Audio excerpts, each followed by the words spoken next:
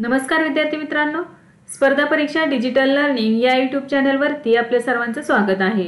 विद्यार्थी मित्रांनो, आज आहे 17 जुलै 2024। तर आपल्या डेली करंट अफेअर्सच्या सीरीज मधील काही महत्त्वाचे चालू घडामोडीचे घटक आज आपण अभ्यासूया।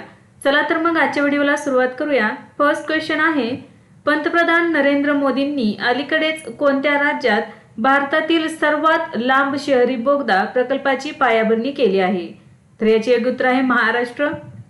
जुलै 2024 मध्ये पंतप्रधान नरेंद्र मोदींनी मुंबईत भारतातील सर्वात लांब आणि सर्वात मोठ्या शहरी बोगद्याच्या प्रकल्पाची पायाभरणी केली आहे।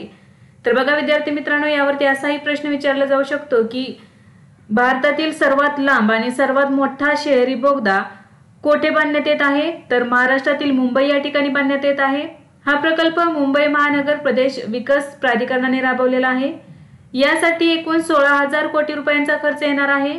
तर बघा, हा जो बोगदा आहे तो कोणत्या दोन शहरांना किंवा ठिकाणांना जोडणार आहे?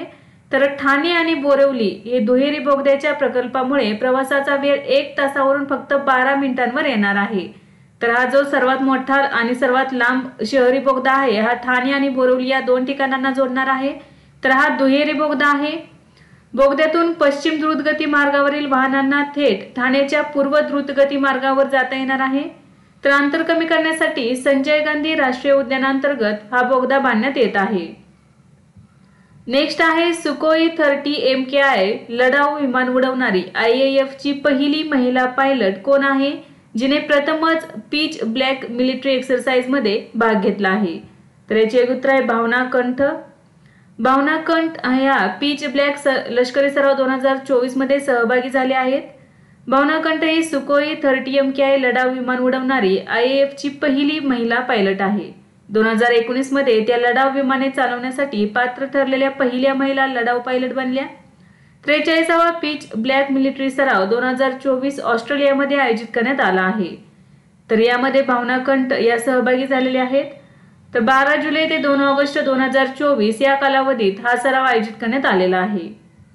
नेक्स्ट आहे, अलीकडेच थॉमस मुलरने आंतरराष्ट्रीय फुटबॉलमधून निवृत्ती घेतली। तो कोणत्या देशाचा खेळाडू आहे? तर जर्मनी या देशाचा खेळाडू आहे। जुलै 2024 मध्ये जर्मन फुटबॉल आयकॉन थॉमस मुलरने युरो 2024च्या समाप्तीनंतर आंतरराष्ट्रीय फुटबॉलमधून निवृत्तीची घोषणा केली आहे। त्याने राष्ट्रीय संघासाठी म्हणजेच जर्मनीसाठी 131 सामने खेळले आहेत। तो 45 गोलांसह तिसऱ्या क्रमांकावर आहे। मुलरने जर्मनीला 2014चा विश्वचषक जिंकण्यास मदत केली। तसेच तो 2010च्या विश्वचषक स्पर्धेत जर्मनी तिसऱ्या क्रमांकावर असताना त्याने गोल्ड बूट आणि यंग प्लेयर अवॉर्डही जिंकलेला आहे। नेक्स्ट आहे, हॅन्स ऑन हेटिंग पुरस्कार 2024 कोणाला देण्यात येणार आहे? तर याचे उत्तर आहे के चोकलिंगम। भारतीय विक्टिमोलॉजी तज्ञ के चोकलिंगम यांची हॅन्स ऑन हिटिंग पुरस्कार 2024 साठी निवड झाली आहे। ते विक्टिमोलॉजीचे प्रसिद्ध भारतीय प्राध्यापक आहेत। वर्ल्ड सोसायटी ऑफ विक्टिमोलॉजी तर्फे त्यांची पुरस्कारासाठी निवड झाली आहे। हा पुरस्कार विक्टिमोलॉजीचा प्रख्यात प्रणेता हॅन्स ऑन हेटिंग यांच्या स्मरणार्थ दिला जातो। हा पुरस्कार दर 3 वर्षांनी एकदा अशा व्यक्तीला प्रदान केला जातो ज्याने विक्टिमोलॉजी शास्त्राच्या क्षेत्रात महत्त्वपूर्ण योगदान दिले आहे। डॉक्टर चोकलिंगम हे सध्या बेंगळुरू येथील RV विद्यापीठात विक्टिमोलॉजीचे प्रोफेसर एमिरेट्स आहेत। तर बघा, हॅन्स ऑन हेटिंग पुरस्कार 2024 साठी भारताचे विक्टिमोलॉजी तज्ञ के चोकलिंगम यांची निवड झालेली आहे। नेक्स्ट आहे, अपंग विद्यार्थ्यांसाठी पूर्व भारतातील पहिले विद्यापीठ कोणत्या राज्यातील रांची मध्ये उघडले जाणार आहे? तर झारखंड या राज्यातील रांची येथे उघडण्यात येणार आहे। जुलै 2024 मध्ये झारखंड सरकारने राज्यातील शारीरिकदृष्ट्या विकलांग विद्यार्थ्यांसाठी पूर्व भारतातील पहिले विद्यापीठ उघडण्याच्या योजनेवर काम करत असल्याचे सांगितले। हे विद्यापीठ रांची मध्ये सुरू करण्यात येणार आहे। हे विद्यापीठ दिव्यांग विद्यार्थ्यांच्या गरजेनुसार शिक्षण देईल। तर दिव्यांग विद्यार्थ्यांसाठी विशेष अभ्यासक्रम आणि शैक्षणिक साहित्याची व्यवस्था यामध्ये असणार आहे। तर अपंग विद्यार्थ्यांसाठी पूर्व भारतातील पहिले विद्यापीठ हे झारखंड राज्यातील रांची मध्ये सुरू करण्यात येणार आहे। नेक्स्ट आहे, एक्स म्हणजेच ट्विटरवर सर्वाधिक फॉलो केलेले भारतीय राजकारणी कोण बनले आहेत? तर नरेंद्र मोदी हे बनलेले आहेत। जुलै 2024 मध्ये पंतप्रधान Narendra Modi social media platform x म्हणजेच पूर्वीचे नाव ट्विटर आहे, तर प्लॅटफॉर्म एक्स वर सर्वाधिक फॉलो केलेले जागतिक नेते बनले आहेत। पंतप्रधानांच्या फॉलोअर्सची संख्या 100 दशलक्ष म्हणजेच 10 कोटी झाली आहे. पंतप्रधान नरेंद्र मोदी हे एक्सवर सर्वाधिक फॉलोअर्स असलेले जगातील 7वे व्यक्ती ठरले आहेत. ते 2009 मध्ये ट्विटरमध्ये म्हणजेच एक्स प्लॅटफॉर्मवरती सामील झाले किंवा त्यांचे अकाउंट ओपन केले. नेक्स्ट आहे जगातील सर्वात मोठे रामायण मंदिर कोठे बांधले जात आहे? तर बिहार या राज्यामध्ये बांधले जात आहे. जगातील सर्वात मोठे रामायण मंदिर बिहारच्या पूर्व चंपारण जिल्ह्यात उभारण्यात येत आहे. हे मंदिर अयोध्येतील राम मंदिरापेक्षा तिप्पट मोठे असेल. या मंदिराची रचना 3 मजली असून 3.76 लाख चौरस फूट क्षेत्रफळ व्यापेल. या प्रकल्पाची अंदाजे किंमत 500 कोटी रुपये असणार आहे. याचे बांधकाम पूर्ण झाल्यावर त्यात जगातील सर्वात मोठे शिवलिंग बसवण्यात येईल. जून 2023 मध्ये बांधकाम सुरू झाले तर हा प्रकल्प 2025 पर्यंत पूर्ण होणे अपेक्षित आहे. नेक्स्ट आहे कोणते विद्यापीठ हिंदू, बौद्ध आणि जैन अभ्यासाचे केंद्र स्थापन करणार आहे? तर जवाहरलाल नेहरू विद्यापीठ स्थापन करणार आहे. जवाहरलाल नेहरू विद्यापीठात हिंदू, बौद्ध आणि जैन अभ्यास केंद्राची स्थापना करण्यात येणार आहे.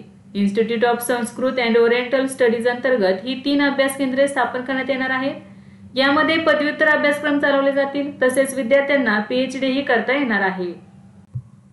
नेक्स्ट आहे पंतप्रधान नरेंद्र मोदींनी INS टावर्सचे उद्घाटन कोठे केले?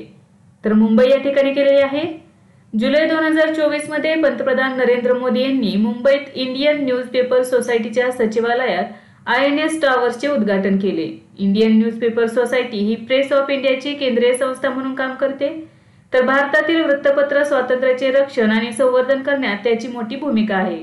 तर बघा पंतप्रधान नरेंद्र मोदी यांनी जुलै 2024 मध्ये INS टावर्सचे उद्घाटन मुंबई येथील इंडियन न्यूजपेपर सोसायटीच्या सचिवालयामध्ये केलेले आहे. नेक्स्ट आहे दरवर्षी जागतिक सर्प दिन कधी साजरा केला जातो? तर 16 जुलै रोजी साजरा करण्यात येतो जागतिक सर्प दिन. दरवर्षी जागतिक सर्प दिन 16 जुलै रोजी साजरा केला जातो. हे विविध आणि अनेकदा गैरसमज असलेल्या सरपटणाऱ्या प्राण्यांबद्दल जागरूकता निर्माण करण्यासाठी समर्पित आहे. पारिस्थितिक तंत्रामध्ये सापांच्या भूमिकेबद्दल लोकांना शिक्षित करणे, मिथक दूर करणे आणि संवर्धनाच्या प्रयत्नांना प्रोत्साहन देणे हा या दिवसाचा उद्देश आहे. नेक्स्ट आहे 7वा भारत जपान वैद्यकीय उत्पादन नियामक परिसंवाद कोठे आयोजित करण्यात आला? तर नवी दिल्ली या ठिकाणी आयोजित करण्यात आला. 10 जुलै 2024 रोजी 7वा भारत जपान वैद्यकीय उत्पादन नियामक परिसंवाद नवी दिल्ली येथे आयोजित करण्यात आला. भारत सरकारच्या आरोग्य आणि कुटुंब कल्याण मंत्रालयाच्या अंतर्गत केंद्रीय औषध मानक नियंत्रण संस्थेद्वारे याचे आयोजन करण्यात आले. हा कार्यक्रम भारत आणि जपान यांच्यातील सहकार्याच्या मेमोरँडम नुसार आयोजित करण्यात आला होता, ज्याचा उद्देश वैद्यकीय उत्पादन नियमांमध्ये सहकार्य वाढवणे हा आहे.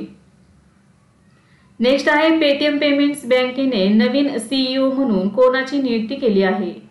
तर अरुण बन्सल यांची नियुक्ती केलेली आहे. पेटीएम पेमेंट्स बँकेने अरुण कुमार बन्सल यांची व्यवस्थापकीय संचालक आणि मुख्य कार्यकारी अधिकारी म्हणून नियुक्ती केली आहे.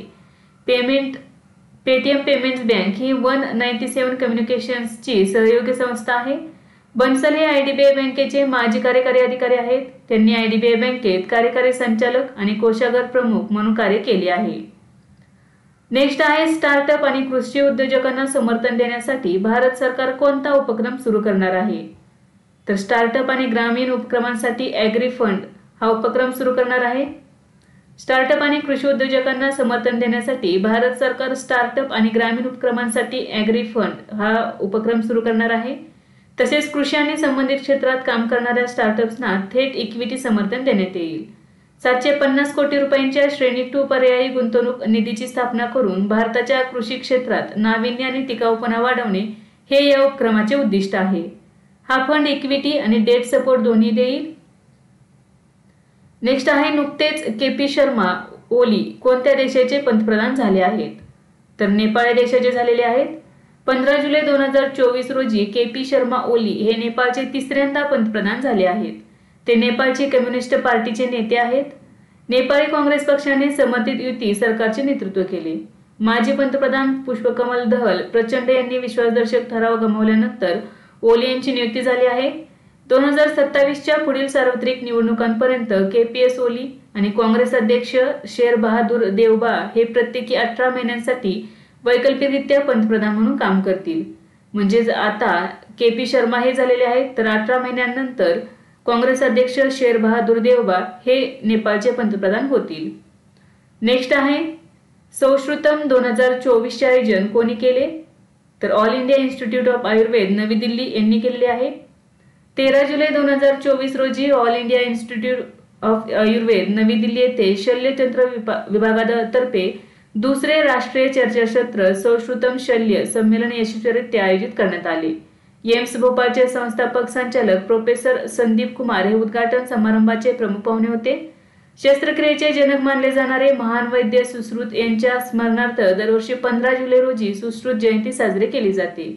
तर हे जे संमेलन होते याचे आयोजन 13 ते 15 जुलै पर्यंत करण्यात आले। तर विद्यार्थी मित्रांनो, आज आपण काही महत्त्वाचे चालू घडामोडीचे घटक अभ्यासले। यासारखेच नवनवीन व्हिडिओ पाहण्यासाठी चॅनलला लाईक करा आणि सबस्क्राईब करायला विसरू नका। धन्यवाद।